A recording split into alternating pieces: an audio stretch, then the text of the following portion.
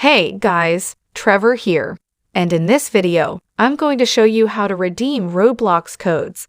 It's pretty quick and easy, so let's jump right in. Now, if you have a Roblox gift card or promo code, it's easy to redeem them, but you need to know how to find where you redeem them. And unfortunately, it's not in the app itself.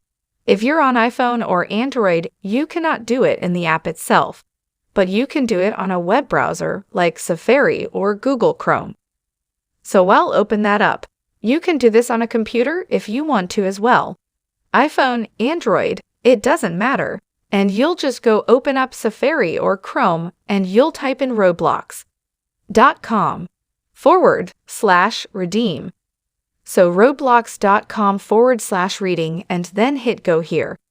Now it'll ask you to log into your specific account because it wants to redeem them, of course, to your account.